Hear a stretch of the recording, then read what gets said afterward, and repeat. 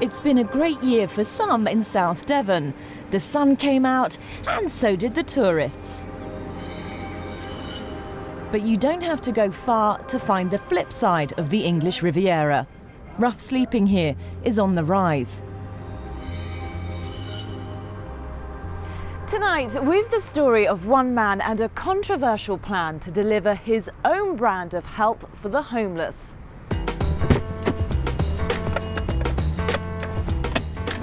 His name is Ashley Sims, and he's on quite a mission.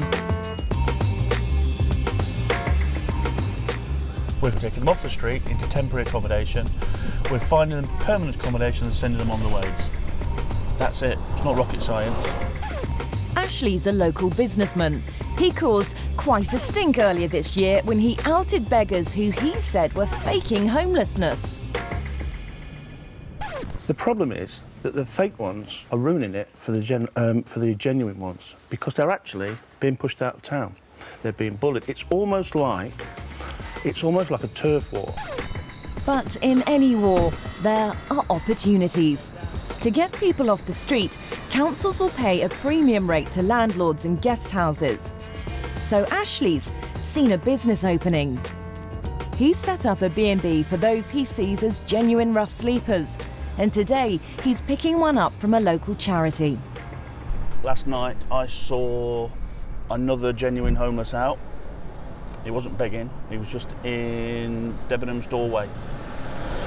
And I told him what we're doing. I said, do you want to come in or do you want to stay out? He said, I'd like to come in. So I told him to go to Humanity, sort out all the paperwork, which he has. I've just been phoned by Humanity and apparently he's there now, so we're going to go and get him in and bring him back. So what I'm doing today is I'm doing preventing homeless, finding a new home, which is moving into the B&B for the time being, till we can get you somewhere more permanent.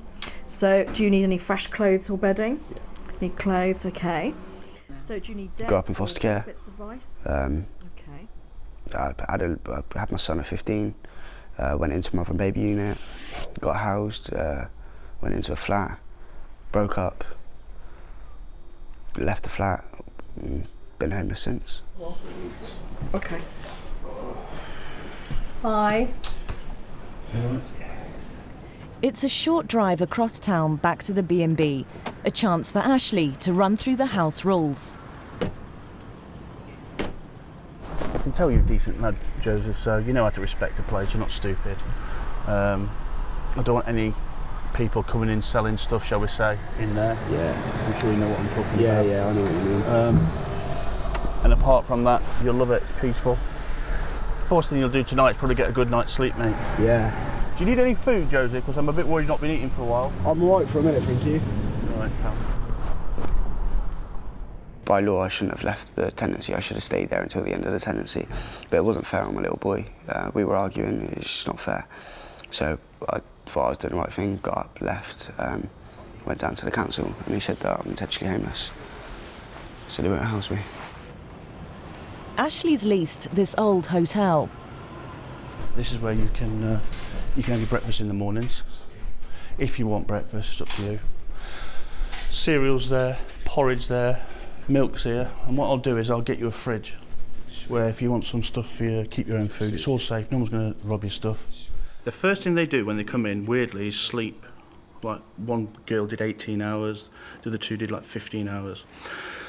Drink water, a lot of them are dehydrated. People don't realise how important drinking water is. Get some decent food. First thing I got a couple of them was a doctor's. They didn't have a doctor. Washing machine, dryer. Sweet. Okay, so we'll get you nice and sorted. We'll go to Humanity and get you some new t-shirts and stuff like that. Sweet, thank you. There's a little chill out room in here. It's a nice place. All we ask is you don't lurk around. Yeah, it's nice. It's all right, it's different. Better than being on the streets, I give it that. Yeah. It's going to be a bit weird. Been homeless for so long, it's going to be a bit weird sleeping in a bed, like. I'm kind of looking forward to it. There are 6 others here. They've all been sleeping rough, including Cody and his girlfriend Jodie. Every single day, obviously, we get to wake up, the curtains open, and look out at that. Now, I don't see anybody who could ever complain about waking up and seeing that in the morning. What did you think when you walked in?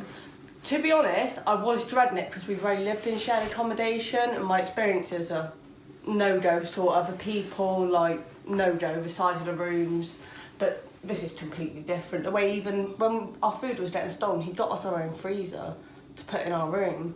Like, he replaced it all, he's been taking care of us, he's offered Cody a job. He really is trying to help us as much as we can.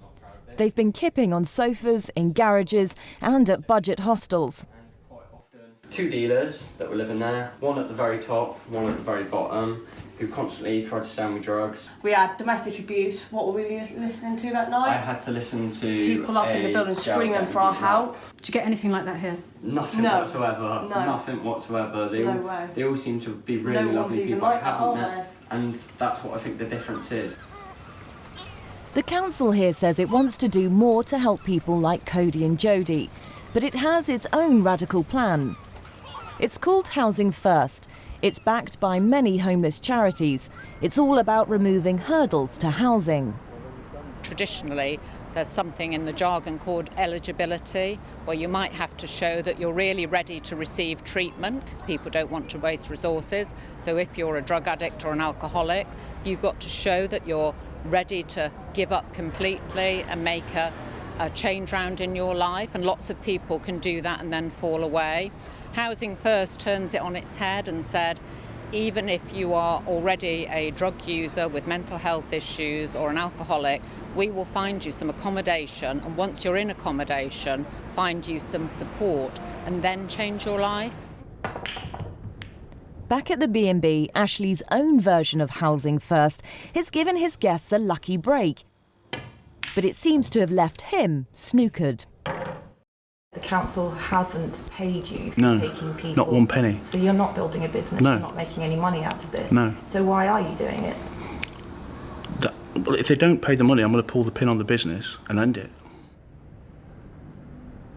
The trouble is, most of his guests are classed by the council as being intentionally homeless, so Ashley doesn't get the premium funding. There's also been a dispute over paperwork. It's all a bit baffling when you just want somewhere to sleep. I don't think they like what he's doing, do they?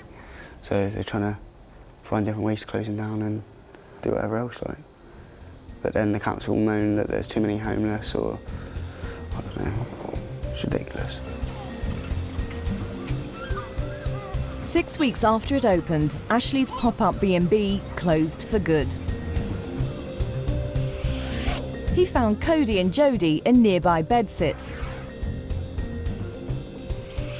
Joseph's now living with a friend away from the bay.